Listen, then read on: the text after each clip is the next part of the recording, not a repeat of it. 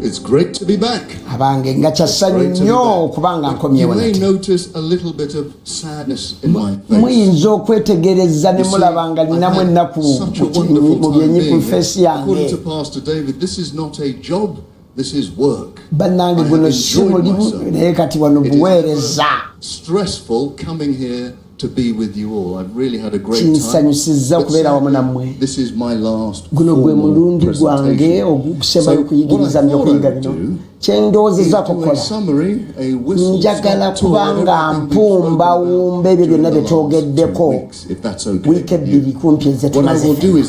Kye ngenda okukola kwe kubanga nnambulula ebintu ebyo ebikulu bye tuzze nga tuzze twogerako.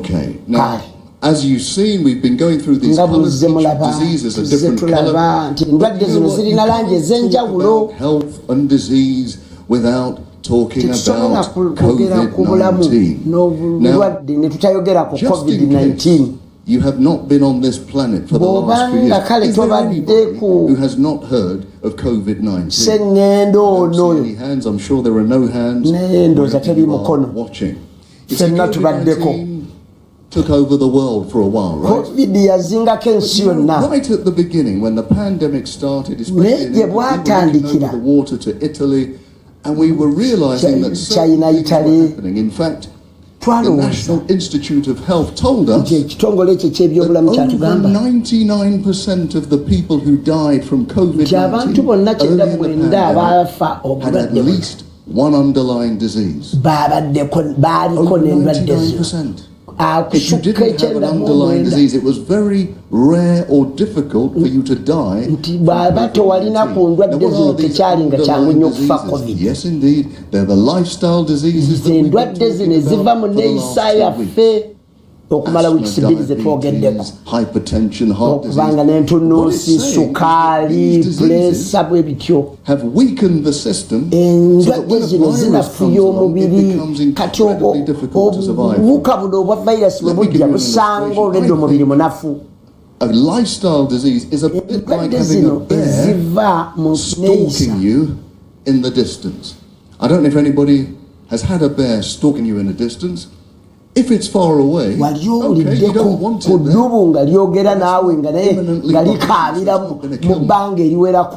And that's a bit like having a lifestyle disease. You can have diabetes. You don't want it, but you know what? I'll put up with going to the hospital. I'll put up with the medication. I'll put up with the kind of lifestyle change. And that's like a bear stalking at a distance. But what happened when COVID-19 came along is that bear came right eddubu eryo eryali likaabira ewala ne litutuukirako ddala. Sukaali wali osobola okubeera naye ebiro n'ebiro naye covid bwe yajja.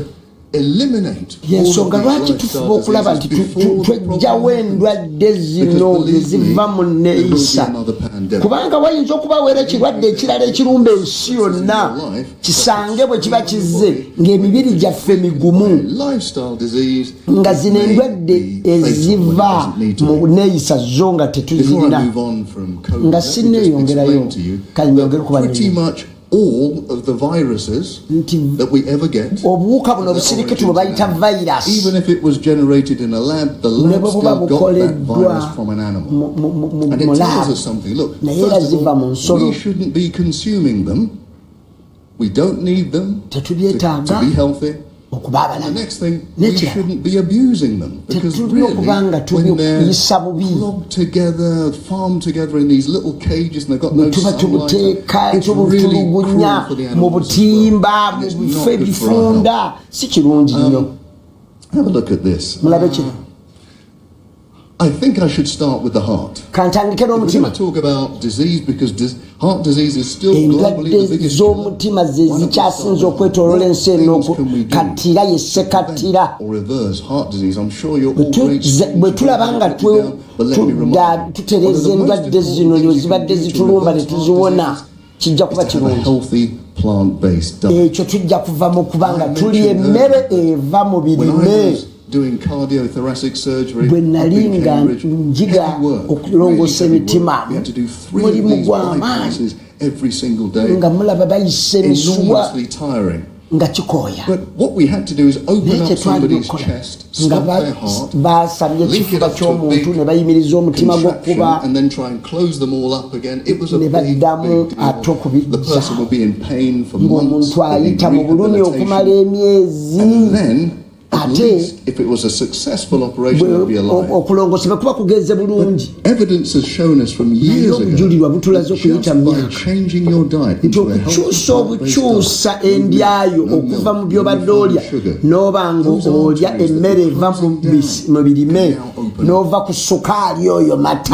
nebiva mu nsolo oba okoze kinene nnyo okumala emyaka mingi okiraba nga kyamagero gyendi. One of the biggest problems in the world in terms of health is just by changing your diet. If you like me, and you can just replace it with a healthy diet. That is amazing. They have disease today. They have equipment to see a doctor in a few weeks. To a healthy plant-based diet. You may need an operation. I can see it with my own eyes. What about high blood pressure? If I was to ask you, do you know somebody with high blood pressure? Everybody would say yes. What few tips have I given you to reverse my blood pressure? It's absolutely good. You have to exercise. Skipping along this demonstrating how we exercise is brilliant. Akunywa amazzi to lower your blood pressure. Kyekintu ekyangu ennyo okulaba ng'okkanya entunnunsi zo. That's fine. If you were swimming in a lake of honey, that would be incredibly difficult. Wugira mu mazzi kyanguwa nnyo okusinga lw'owugira mu nnyanja nga ya mubisi gwa njuki. Togenda kukozesa maanyi mangi okusindika omusaayi ogwo. Here's something though, going on from the plant-based diet, we said that we do something quite remarkable in our arteries. Our arteries to release called nitric oxide. That nitric oxide opens up the arteries. The active ingredient of Viagra. Okay. I know none of you have heard of it. I can tell you when it comes to things like erectile dysfunction, rather than reaching for the pill, the best thing to do is reach for those greens. Very important. An episode of erectile dysfunction.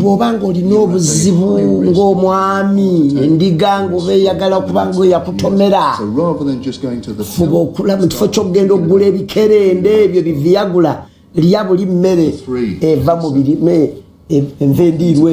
cancer. Well, I always tell people, and I in the clinics throughout the weeks, if you have cancer, there are certain things you must do. Cancer loves sugar. You must eliminate refined sugar. It's key. You must have high levels of vitamin D. I recommend along with that, vitamin C high dose. I have seen with my very own eyes high doses of vitamin C having their cancer reversed.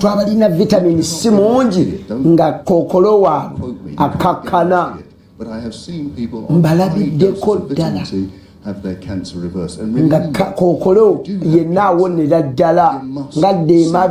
medical advice. naye sooka ogenda olabe omusawo nga nabategeezera tobikola byokka noga nti anze kambeere ku bino ebyaffe ebikoola na biki genda olabe n'omusawo ate nga bw'okozesa n'emmere n'enneeyisa olabe nga Kookolo omulwanyisa bw'otya okulaba n'omusawo kyokka malwaliro gokka madagala g'abazungu gokka tegakola gokka omusawo ajja kujjanjaba Kookolo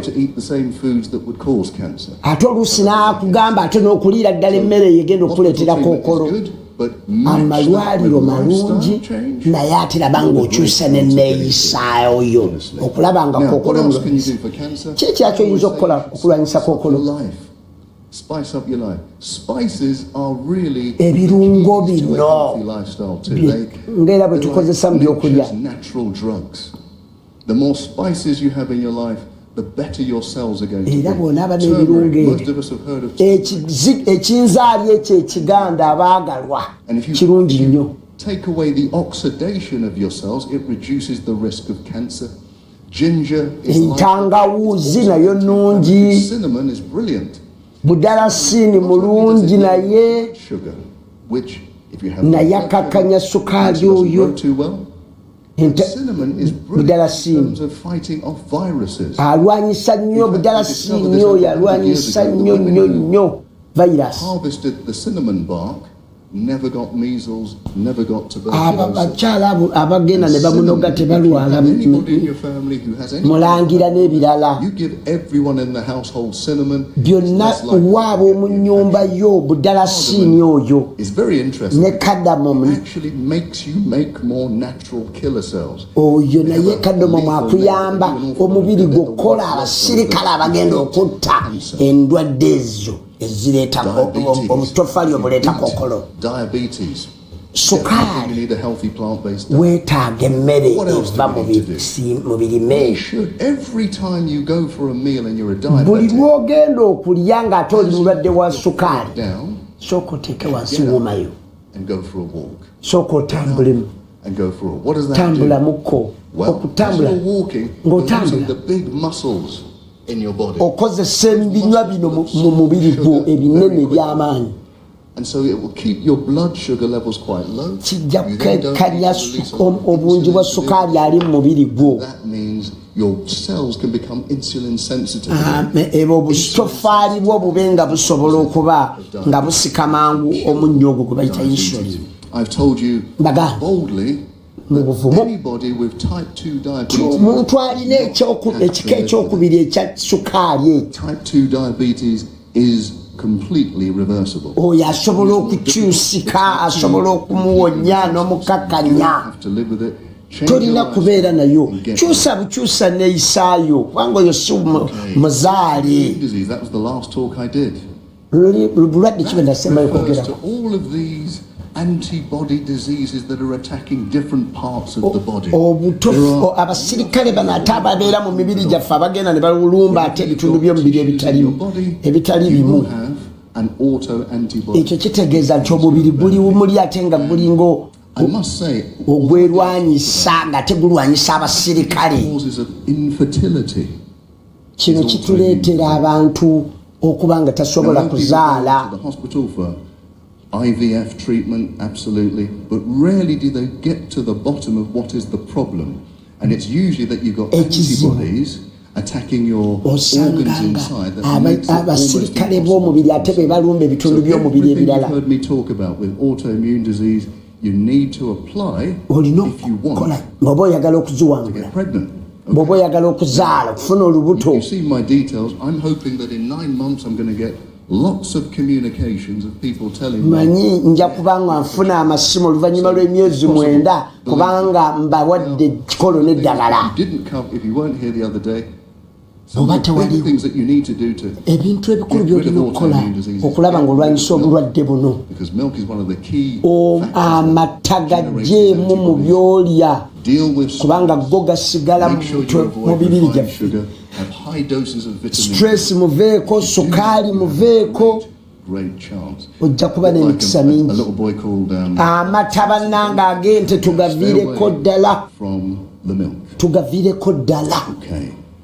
Now, this is increasingly a problem on this continent of Africa. Kino kye kizibu bannanga eky'amaanyi ennyo ekiri wano ku ssemazinga waffe wa Africa. There was very little obesity. Tetwalina mugejjo wano. Now, with all of the imports of Western, naye kakati ebintu byonna bye tuleese tuyingiza mu mawanga gaffe wano ag'Afrika kati tulina ebizibu byebimu ng'ebiri e Bulaaya. Nze mbagamba ebintu ebyo byonna ebyeru, omuŋŋaano enjeru, akawunga akeeru, sukaali omweru, omuceere omweru, obuwunga obweru and of course that white substance sugar. ebisukaali oyo omweru You know, sugar, if you look at it from afar, it looks a bit like heroin. And by the way, sukaali obo it omutunuulira activates exactly the same parts of your brain akolera for ddala heroin addiction. That's why nga giving up sugar. enjaga bwekola obwongo. Remember, I did give you some help in overcoming sugar addiction. Saaba wadde Remember the Dr. kamba Chidi yandiko method, named after some obscure doctor. You remember that? So let me. For those of you who don't remember, let me tell you, when that donut is calling out your name, the worst thing you can do is say, "I can't eat the donut." gamba nti sijja kulya kidonati. Your brain will just desire it. obwongo bwe buba What you bukyagala must do is say, kyolina okugamba "I will eat the donut, but I'll eat it in half an hour." nje oyongezaayoko ekiseera njagala naye kati njagirya mu luvannyuma lwa saa Into your bloodstream. oluvannyuma lw'eddakiika 3 kati kasooka endyeyo apple. And after half an hour, oluvannyuma you'll have lw'eddakiika enough sugar in 3 your system ojja to kuba overcome the ng'olina desire. sukaali amala mu mubiri gwo nga toyagala na kwagala kulya donati. If at the end of the half an hour you still want that oluvannyuma donut, lw'eddakiika 3 era bwe ziggwako ng'okyayoya at the end of donati the day you may have eaten 5 apples. That's okay. lyayo ddala apple. apple lyeddagala. And even if you succumb to the donut, I guarantee you will eat it less frequently than if you didn't try the Dr. Chidi method. What ojja does kulaba Dr. nga Chidi ddala stand for? kikuyamba. Resist it. Choose to have it. kigaane wadde owulira ng'oyoya naye togirya donati. Okay? That's the only reason why I did that for you. Yensonga lwaki nkibakoledde Sugar has been a serious bawadde business, enkole. especially on this continent. We used to be slaves for sugar. Wano mu Firika twalinga We need to get rid of baddu the sugar, absolutely. nga tetulina Now, we sukaali. must not forget dementia. tetulina kwebalabira. Okay, some of you understood what I was talking Abamu about. We baakirabira. must not forget tetulina kwerabira. dementia. Okay, I can hear one person, they've understood. Right, dementia, for me, is now one of the most feared diseases buno bwe around. bumu ku bulwadde When I was butusinga younger, okutya. a younger doctor, bwe nali nga nkyali dokita cancer. omuto But now dementia, Natyanga losing your nnyo memory, kookolo. losing your personality, nobody wants that. It's a fearful thing. muna kintu kino si kirungi ne Good weerabira. news is, and there is good news about Waliwo amawulire dementia, it amalungi is a lifestyle disease. naye eva mu It is not kuneeyisa. Now you may have seen studies to say, well, there's a genetic makeup. There is. There are genes for dementia. mulimu But there are bujiini people obwo. who have the gene for dementia. who jiini don't eyo get tugirina dementia. ey'ekirwadde There eki are kya people who dementia. don't have the gene for dementia. naye who eri get abatalina dementia. jiini eyo ate ne babufuna. Our lifestyle factor. naye buva mu So, for neeyisa. example, you will know ekyokulabirako ojja kumanya high blood pressure, that's a risk for dementia. nti If omubiri you're obese, omusaayi if you're bw'oba oli diabetic, munene and bw'oba the olina biggest sukaali risk bw'oba olina etunnunsi is long periods of stress. nti buli lw'omubiri gwo buli lwe guyita mu kiseera ekyo ekyokunyigirizibwa okumala ebbanga eggwanvu Adult life, that is the biggest risk factor for ekyo dementia. kikuleetera So we're going to need embeera to eyo know how to okubanga oli awo manage ne the stress. weerabira. We're also going to have to change our lives and make sure we have the right diet. Tulabe There's nga lots of tulya emmere studies done. entuufu. On this continent, actually, there's been a Wano ku Nigerian ssemazinga study yaffe which eno showed that the more berries you have gy'okoma in your okulya diet, entende gy'okoma okulya emizabbibu birungi nnyo. they have showed batulaze that if you have dementia, bw'oba ng'olina obulwadde obwo obw'okwerabira you go onto a healthy diet, have lots of berries, genda you olye can reverse up to entende genda olye 90% of the ebibala symptoms. emizabbibu Now maybe you've never heard that before, emizabbibu because most people think once I've Abantu got abamusinga dementia, balowooza. it's just a long road down to ruin. nti ogenda okulaba nti omuntu agenda yerabira mpola And you paka change your lifestyle. You can reverse. nti osobola okukyusa obwongo bwo ne buddawo ne buba nga butegeerera ddala. Talking about stress, katwogereko ku kunyigirizibwa a little bit about depression. twayogerako and n'okwenjamira okw'ebirowoozo. What little signs can I give you? bubonero ki obwangu bwenyiza obbawo. Remember what we said. There Mujjukire are kye triggers twagambye. for depression. nti waliwo ebitu ebivaako ebireetera The big ones okwennyamira. are death, divorce, disease, okufa and endwadde death. Now we kufiirwa can avoid some of them. tuyinza okwewala When ebimu they come to us, the best thing naye bwe to biba do is bitwejjidde to not hide away. kwe kulaba engeri gye tubyekweka The best thing to do is to get help quickly. ne The quicker we get tutabyekuumira. help, the quicker we understand that we're not gye tukoba okwanguwa okubimanya kijja kutuyamba the quicker we can cure ourselves. ate era gye tujja okukoma okwanguwa okubyewonya. What else do we need to do? kyekirala kye twetaaga okukola. If you're depressed, bw'oba owulira nga wennyamidde, you might find it difficult. oyinza okusanga One of the ways to break that cycle of naye engeri depression is to get y'okukyemalawo into some physical activity. genda obeeko n'ebyokola, Walk, a run, a swim, duka, genda owuge, buuka. but it will break that cycle of depression. kijja kuyambako okuggyawo ekiyungobero ekyo n'okwennyamira. Is do something, even if it's small, kolayo ekintu ne bwe kiba kitono naye n'okikolera omuntu omulala. going to do something for somebody else. ngenda kimukolera ntya? Well, we have shown through science tubalaze okuyita mu bya by sayansi doing even a small thing for tine bwokola okolera omuntu akantu akatono bwe kati owulira obulamu bwo buba butowolokose, owulira okusanyuka. So the more you can do for somebody, gyokoma okubaako ekintu kyokolera omuntu as if you're doing something for yourself, owulira ngaakyekolera naye ng'okikolera muntu mulala. kind to somebody else is bw'oba ow'ekisa eri omuntu omulala oba n'ow'ekisa gy'oli kibanga ekikoleddwa ku ggwe. from depression, and we've talked about it a lot. era tukyogeddeko okusonyiwa, The quicker we can start to forgive okwennyamira okwo ourselves, n'okufuna ekiyongobero kasita onaasonyiwa. if you're able to do that, bw'oba it naaba is a osobola quicker okukola ekyo release from the grips of depression. kijja kutaasa mu buteddabira n'okufuna ekiyongobero. has an element of letting go. okwesonyiwa n'ota The ekintu quicker we're able to do that, gy'onaakomya okikola nga the bukyali chance we're going to be free. kijja kukendeeza emikisa gye gy'okuba ng'ofuna okwennyamira. Because in fact, even at the heart of most of these diseases that I've era ensibuko is a y'endwadde level zino of stress. eva mu kubanga olina okwennyamira n'okunyigirizibwa mu birowoozo. Right, so in fact we know that disease is what? endwadde kiki? Ease. So if you want to get rid of disease, we're bw'oba going to have oyagala to start to be okulwa at ease with ourselves. disease mulimu ebintu nga bibiri. disease kwe kuwulira ng'omubiri teguli bulungi. Stop looking back. But if we do look back, naye bwe tutunula emabega, if I'm looking back to that episode of my life, kasita ntunuulira obulamu bwange gye nvudde let wa, it always be looking back with forgiveness. kantunuleyo ono nga nsonyiwa. Let it never be looking back. totunula mabega mu gye nvuddewo n'obusungu, gundi yankola bubi, yankola ati. Forgiveness. sonyiwa. When we look forward, ate bwe tutunula maaso gye tulaga, here this is hope for Africa. kati wano twogera ku nsuubi erya Afrika. Forward, we look forward with hope. bwe tutunula mu biseera eby'omaaso n'essuubi, You are in the presence of the Lord Jesus. kubanga bw'obeera mu maaso ga There is Yesu always Kristo hope. It doesn't matter where wabeerawo you bulijjo find essuubi. yourself. tomanyi w'ogenda kubeera, Darkest prison, ne bw'onaabeera mu kkomera eri ku be a physical nzikiza, prison or an emotional prison. oba ddala nga weeriri ddala oba nga lya birowoozo. Forward with hope. tutunulira ebiseera eby'omaaso n'essuubi. And by looking down, I'm telling you, ate buli otutunula wansi, are in need of your help. tunuulira abo abantu abali mu bwetaavu okuva gy'oli. It may be just a ziyinza okuba ensimba, kayinza okuba kamwenyumwenyu oba kintu kyonna.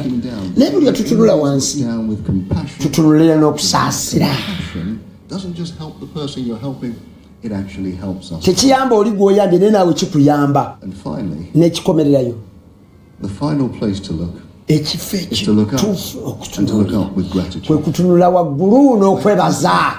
We find ourselves to be. twezuula Let's remember tuzuula that God has got us here. nti katonda He will get us atutadde out of wano, wherever we are. ajja kutujja mu buli mbeera yonna gye tulimu, ate alina ebiseera ebirungi eby'omaaso gye Be tuli. full of hope. tulina okuba nga We should be full tujjudde of gratitude. essuubi Because we n'okwebaza, serve a mighty God. kubanga tuweereza katonda He w'amaanyi. will never leave us. tagenda He kutuleka, will never abandon us. Tagenda But if kutwabulira. everybody abandons us, Tagenda He kutusuulirira. never will. Let's be grateful for that. katubeere basanyufu, etwebaze olw'ekyo. This has been an absolute pleasure for me to be abaakaba nange here. kibadde kya nsanyu nnyo gye ndi nange okubeerayoko mu bantu ba katonda nga tugabana nammwe obubaka I'm very obulungi. sad that this is my last. nange ate kinakuwaza kubanga ate nange timaliriza guno gwe mulundi What gwange we have okusembayo. done here and what we have left here byonna is bye a massive hope for the whole continent. byonna tuleese essuubi eri semazinga eno yonna eya Afrika. I'm going to leave you with ngenda hope. kubaleka n'essuubi Whatever illness you find yourself ekirwadde kyonna ky'oneesanga always hope. waliwo essuubi There are certain diseases that we waliwo now know endwadde that we can cure. ze You don't have tutegedde to. tetusobola okuziwonya waliwo essuubi You are viewing this. You are part bino of byonna bye the mulaba church organization. Do you know n'enteekateeka eno this yonna church ekkanisa is responsible for being pioneers of health? ffe tulina okuba abasaala abayigiriza ebyobulamu. I would encourage you to remember that mbakubiriza children mbajjukiza muli baana ba Katonda abaana b'essuubi bannange nsuubira okubalabako omulundi omulala. Amen. Mukama abeere awamu nammwe.